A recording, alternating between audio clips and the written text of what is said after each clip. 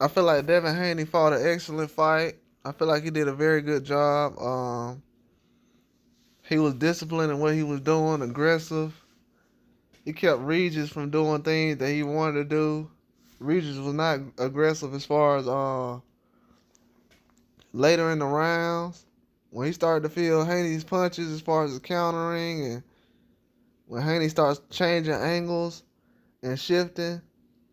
See, a lot of people starting to realize, yeah, Haney power is stronger as he moves up. He's not the same as he was at 135. He carries his weight very well.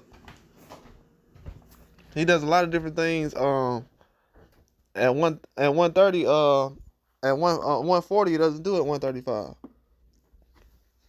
Now people see, oh yeah, he's aggressive. He does a lot more things now. He has a lot more energy throughout the fight. See, his energy was raised up throughout the fight, which Regis probably thought, oh, he'll fall later on. But I felt like Regis' stamina was better than expected. I'm not saying he has bad stamina. I'm just saying from what I expected, I felt like it'll be a more up-tempo fight. But it was a lot more laid back. It was a lot more, well, I wouldn't say that. I felt like it would have some kind of shades of George Kambosos. I feel like he'll be like the Kambosos fight, which is kind of is to me. It's good like the Kambosos. It's just not gonna be as entertaining because of a lot of the skills and mind games that's going on inside the ring. But Haney did what he needed to. Now Prograis, I felt like he did a lot more things better than what I expected as far as not risking a lot of things around the ring as far as his chin. He did get caught a lot of times, but I don't feel like he put himself in a position to where he was really hurting himself very badly to the point where he had to switch his strategy up. But he just needed to turn his aggression up a little bit because the reach, Devin knows he has a reach advantage, and he mostly has a reach advantage on a lot of people. He has long arms. But even if he does it, he has a nice jab, and he can counter off of his jab. And it's a lot of things that he does, man. And Prograis was saying, okay, I got to work with this. I got to do this. I felt like if his punch output was up a lot more, it would have been a lot better than what he was doing. But Prograis had to give himself a chance because he has a lot of power. But he don't. His output ain't high though. Then the jab he does, it's just to set up the left hand. And if the left hand ain't there, he gonna get caught most of the time. He should have been aggressive throughout the fight. I felt like he should have took more risks. If you see it in the end of the 12th round, some of the punches that he was throwing, some of the looping hooks and stuff he was throwing, it could have got there. But it was definitely a good fight, man. It went 12 rounds. They fought hard. They did an excellent job. It was a war. I had to watch it over again, but I felt like it was excellent, man. I felt like they did a good job throughout the fight. You know, Haney's a hard person to beat, man, especially moving up to 140. I feel like it was a great job on Haney's part and on Prograis, because Prograis the one who took the fight. The fight definitely gonna make Devin Haney better. Going against a power puncher like Regis Prograis, I feel like Regis Prograis definitely stood his ground, did what he had to do. I'm very impressed. One thing Regis Prograis did that I didn't think he would do was have a good stamina, good gas tank, a full gas tank. I didn't think he was gonna go far like that, but he definitely showed me that he improved that, and he was working hard this camp. It was a good fight, man. It was a good fight. Regis was taking some hard punches. A lot of guys wouldn't been able to take those punches, but he definitely fought well. Devin Haney just too much, man. He do too much. He got too many punches. He do too much in the ring. He got a lot of different things that he do. They promoted the fight well. This is one of the best fights of the year. You know what I'm saying? Definitely a hard-nosed fight. Definitely a hard-nosed fight. They did everything they had to do. I felt like it was a chess match, really, because I didn't think Regis would get to the body as much as he did, but he definitely kept Devin at a distance. Devin know he has power as well. He's not gonna sit up here and degrade Regis like, oh yeah, he ain't got no power. Regis definitely got power. It's just that jab that Devin has is elite, man. It's elite. It makes everybody look normal. Everybody look like all their superpowers go away when you pull out the jab. You know, Regis got marked up a little bit in the face, but I'm not gonna lie. Regis' face looked better than Lomachenko's did. I'm gonna say that for real. That's real talk. Regis' face looked way better than what Lomachenko's face looked like. Way better. And for him not to have the same kind of skills and combinations as Lomachenko, that's very impressive. Very impressive. Devin don't get knockouts, man, but he definitely is someone who goes out there and fights hard. I feel like even with Regis Prograis losing, he still made a name for himself. As time go on, people gonna realize, oh man, he had one of the best performances against Devin, even though he didn't do a lot, but a lot of guys gonna look like this against Devin. A lot of them. He just gotta get acclimated to 140. That's it. He still had a lot of power though. He had a lot of power. I don't think everyone gonna be ready to give Devin his credit as far as having power, but all that really doesn't matter. You know what I'm saying? Whoever's next, we're gonna eventually see who are the guys that's gonna be in line for the next fight. But right now, with that performance, I felt like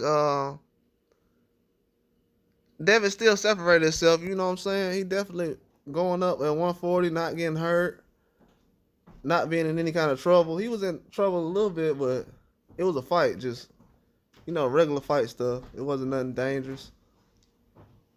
Feel like Regis showed him something different. Even though it was like similar to what Kambosos showed, he had a lot more power. He's a lot more aggressive.